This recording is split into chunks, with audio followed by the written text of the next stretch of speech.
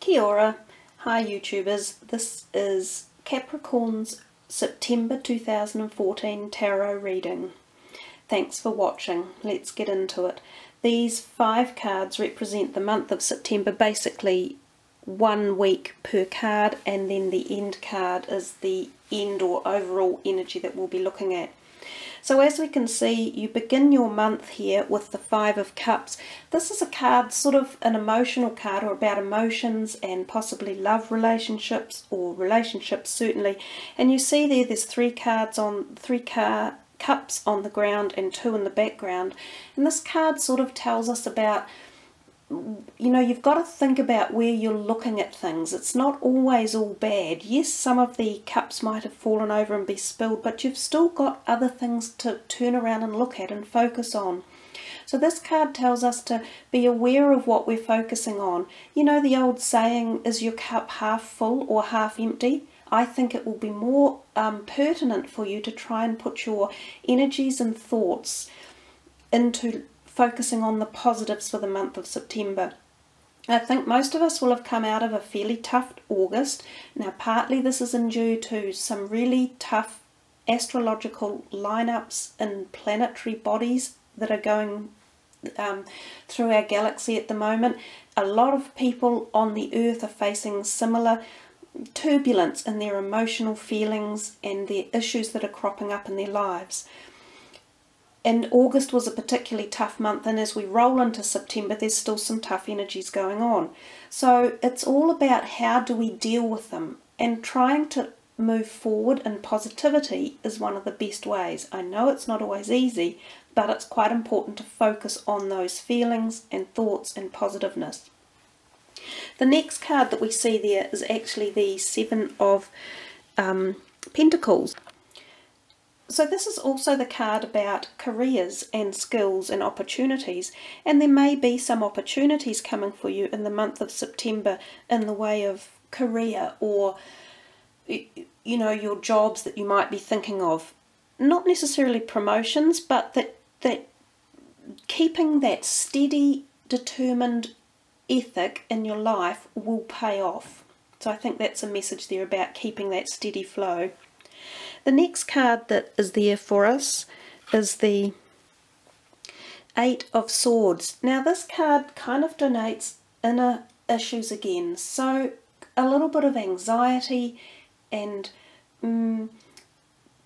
not panic's not the word I'm trying to say, but kind of negative feelings, and they're often brought on by yourself. So you get yourself stuck maybe in the inner emotions, and you kind of think you can't see a way out of situations that are happening for you. But again, if you look at the card, the woman in the card isn't actually totally surrounded by those swords. And if she took her blindfold off and just dropped the silk ties tying her up, she could actually walk forward.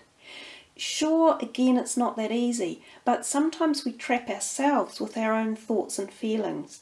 So again, this is a message about trying to visualize positive events or positive ways forward out of situations that you find threatening or frightening or worrisome. So it looks to me as though September has a few kind of grey feelings, and if you see the cards, the first 3 cards have a greyish feeling to them, a grey background, and that also suggests the type of energies that might be traversing through September, underground or subtle. But you can work through them. And the next card that's there for you is the Emperor, and he is a card of strength. You know, it's sort of saying keep that strength going. Also, this is the card of kind of straight up and down legal type issues, so you may be able to sort your way through it if you go through the proper channels. Cross your T's and dot your I's and follow protocol. You know, stick to correct procedures for things, and that may also get you through. So it's kind of about staying within the boundaries and doing things the right way. Now this can also be the sign of an older person coming into your life, and often male related or fire energy related, so maybe like Aries or Sagittarian along those lines. And it can be someone who's supportive or nurturing or helpful. And that may also be someone who's interested in a romantic way, and it might be someone who's slightly older than you. So that's something to sort of keep your eye out for. And the last card for the month is the Ten of Wands. You know, wands we think of as being creative energy too, so I think you get a little bit more of a creative flow coming back towards the end of the month. And this card, it does show actually quite a lot of hard work, and it feels as if, again, you might have a bit of a burden on your shoulders, but you are making headway because we can see the colour of the card has changed. We've got the bluer sky in the background, we get a lighter energy, and we get a movement in it. The person's actually moving forward, he's taking steps forward.